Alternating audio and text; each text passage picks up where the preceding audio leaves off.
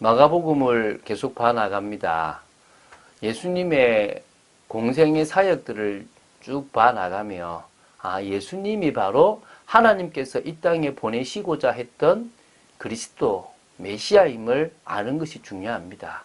그래서 우리가 그 예수님이 그리스도이심을 믿고 그 이름을 힘입어 영원한 생명을 얻는 것이 우리가 신앙생활하는 목적입니다. 그래서 마가복음을 통해서는 예수님이 그리스도 되시고 예수님의 능력을 우리가 사실적으로 알고 또 예수님께서 말씀하셨던 중요한 부분의 말씀들을 알아가는 것입니다. 우리는 복음보다 더 중요한 것이 없다라는 것을 어제 봤습니다.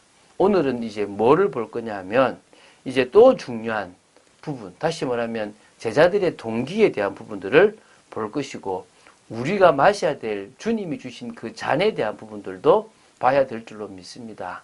오늘 그런 축복을 누린 여러분 되시기를 주 예수 그리스도 이름으로 축원드립니다. 자, 오늘은요 마가복음 10장 32절부터 40절입니다. 자, 총 사실은요 마가복음 10장 32절부터 45절까지를 볼 건데요.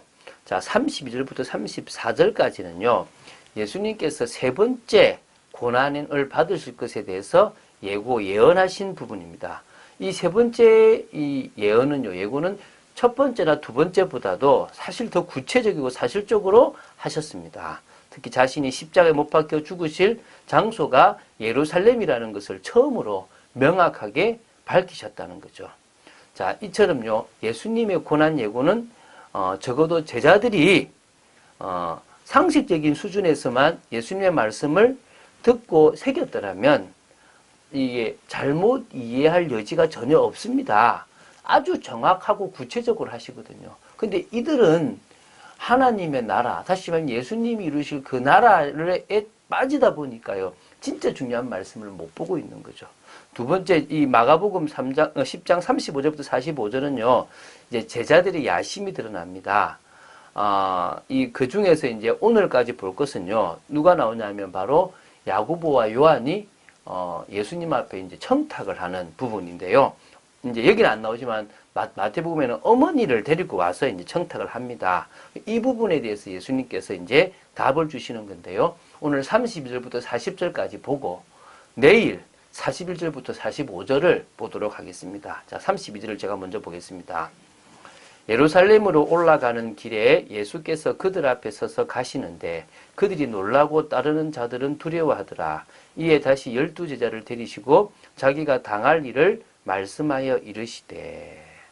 지금요 예수님은 이제 예루살렘에 십자가를 지시러 가십니다. 그래서 이제 다른데 올라가셨을 때와 다르게 다른 때와 다르게 이번에 올라가실 때는 이제 나귀를 타고 올라가십니다. 왕으로서 입성이 되는 거죠.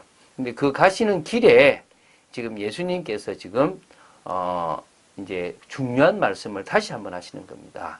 자, 지금 예루살렘으로 가고 있는 가고 있는데 어디쯤이냐 보시면요. 요단강 동편, 즉 베레아 지방에서 지금 여리고 쪽으로 가면서 예루살렘으로 가고 있는 겁니다. 그리고 지나가게 돼 있거든요. 지금 여리고 성을 가시기 전에 모습이라고 보시면 됩니다. 여기서 이제 뭐라고 얘기하시냐면요. 보라, 우리가 예루살렘에 올라가노니 인자가 대제사장들과 서기관들에게 넘겨지며 그들이 죽이기로 결의한 이방인들에게 넘겨주겠고 그들은 능욕하며 침뱉으며 채찍질을 하고 죽일 것이나 그는 3일 만에 살아나리라 하시니라. 이제 12제자가 두려워했던 이유가 뭐냐면 예루살렘으로 올라가는데 인자인 당신이죠. 메시아가 예수 그리스도께서 대제사장들과 서기관들에게 넘겨지는 겁니다. 그들이 잡아간다는 거죠.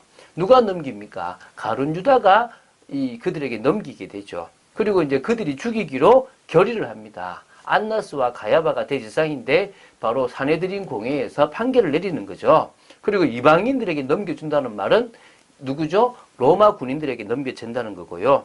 그들은 바로 로마 군인들은 예수님을 능욕하고 침뱉고 채찍질하고 결국 십자가에 못 박아 죽이게 된다는 겁니다. 그렇지만 예수님 당신은 3일 만에 다시 부활할 것에 대해서 말씀하신 겁니다. 이 세 번이나 이 말씀을 하시니까 그것도 더 구체적으로 예루살렘이고 이 아주 구체적으로 얘기를 하시니까 당혹스러울 수밖에 없겠죠. 세베대 아들 야고보와 요한이 주께 나와 여짜오되 선생님이여 무엇이든지 우리의 구하는 바를 우리에게 하여 주시기를 원하옵나이다. 이르시되 너희에게 무엇을 하여 주기를 원하느냐.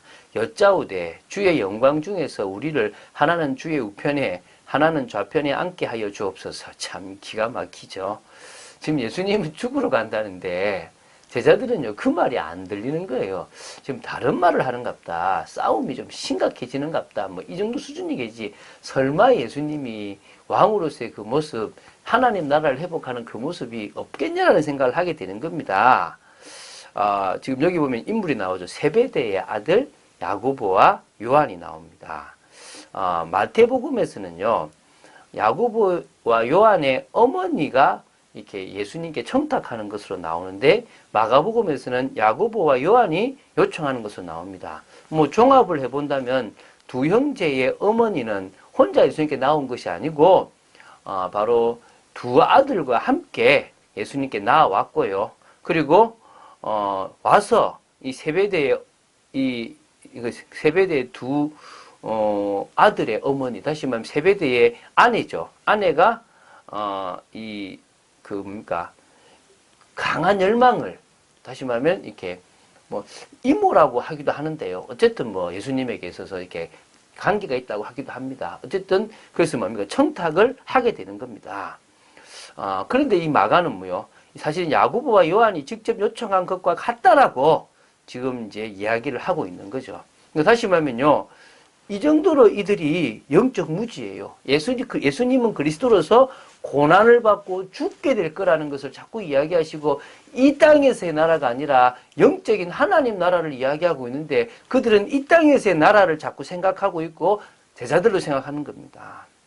그래서요. 마가복음 10장 37절에 보면요. 주의 영광 중이라고 이렇게 이야기하잖아요. 그런데 마태복음 20장 21절에는 주의 나라라는 표현이 나옵니다. 주의 나라. 다시 말하면 제자들은 예수님께서 예루살렘에 올라가셔가지고 메시아 왕국을 세울 것을 기대하고 있었던 거죠. 그때 이 야고보와 요한뿐만 아니라 그의 어머니는 야고보는 어쨌든 한 명은 주의 우편에 한 명은 주의 좌편에 앉는 그런 일이 일어나기를 바랬다는 겁니다. 야심이 있었죠, 다들 그죠. 예수께서 이르시되 너희는 너희가 구하는 것을 알지 못하는도다. 내가 마시는 잔을 너희가 마실 수 있으며 내가 받는 세례를 너희가 받을 수 있느냐. 지금요 이들은요 자신들이 무엇을 구하는지 몰라요. 많은 크리스찬들이 진짜 복음을 모르니까요 자신들이 망할 것을 구해요. 물질 주십시오. 성공하게 하게 해주십시오. 이거 해결되게 해주십시오. 그것 때문에 망할 건데 제가 몇 번 얘기했지 않습니까? 그 96년도 그때 IMF 불었을 때 망한 분이 있어요. 그리고 한 99년도에 제 친구가 그분을 이제 저도 모르는데 이제 제가 있는 자취방에 한 우리 이제 그냥 데리고 온 적이 있는데요. 그때 이제 그분이 책을 한 권 줘요. 제목이 뭐라고요? 망한 것이 복이다. 잘 나갔대요. IMF 때 망했는데 망하지 않았으면 자신은 주님을 만나지 않았을 거라는 거예요. 그 사람들은요. 주님의 영적인 것과 상관없이 육신적인 성공을 위하여 막 간구합니다. 뭘 구하는지 몰라요. 그런데 주님 말하죠. 내가 마시는 잔, 이 십자가의 고난, 영적인 하나님 나라를 위해서 다 버리는 그것을 마실 수 있으며 내가 받는 세례, 바로 진짜 인류의 모든 죄를 진 그 세례를, 그 고난을 너희들이 받을 수 있냐라고 묻는 겁니다. 그들이 말하되 할 수 있나이다.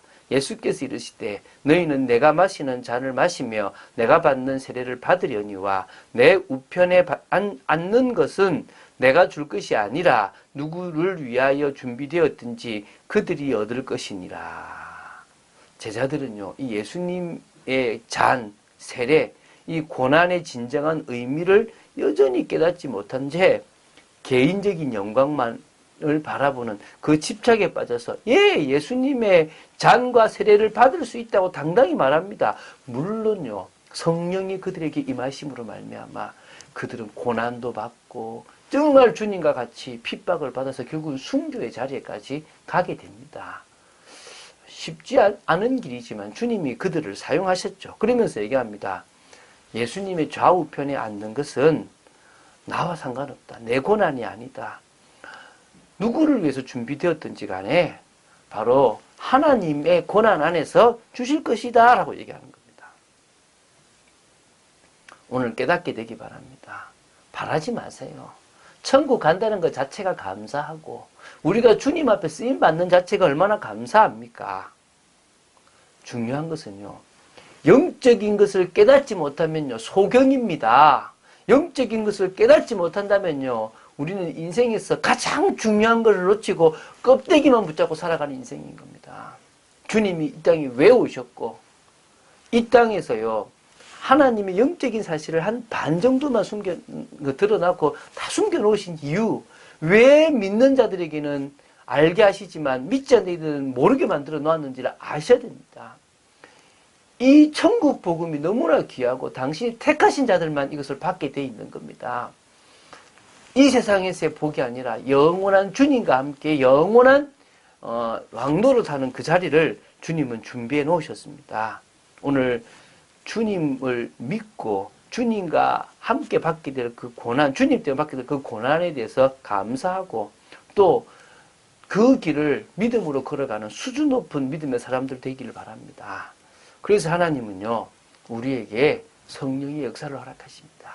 성령의 역사를 받으면 우리는요, 하나님의 능력을 제한하는 어리석은 자가 아니라 주님이 하시겠다면 되어질 줄로 믿습니다. 능치 못하심이 없음을 고백합니다라고 하는 많은 믿음의 선진들의 고백처럼 하게 될 줄로 믿습니다. 생각의 틀을 깨시기 바랍니다. 내가 아무것도 할 수 없다 하더라도 주님이 우리를 붙잡으시면 우리는 다 할 수 있습니다. 믿으십니까? 집중하시기 바랍니다. 성령께서 우리의 삶에 역사하시도록 오늘도 주님이 주인 되기를 원합니다. 복음의 말씀을 깨닫기 원합니다라고 고백하는 여러분 되시기를. 그래서 정말 먼저 기도하고 은혜 받기 위하여 정말 말씀을 보는 여러분 되시기를 주 예수 그리스도 이름으로 축원드립니다. 주는 그리스도시요 살아계신 하나님의 아들이심을 고백합니다. 예수님의 이 고난에 대한 또 죽으심에 대한 예언을 듣고도 제자들은 이해하지 못했습니다. 지금도 많은 사람들이 영적인 말씀을 듣고도 이해하지 못하고 육신적인 것으로 살아가는 모습이 많음을 봅니다. 하나님, 저희들은 영적인 말씀을 듣고 영적으로 깨어있는 믿음의 사람들로 세워지게 하여 주시옵소서. 하나님의 뜻과 계획을 이루는 축복된 인생 되기를 간절히 소원합니다. 역사하여 주시옵소서. 은혜를 내려 주시옵소서. 주 예수 그리스도 이름으로 기도드립니다. 아멘.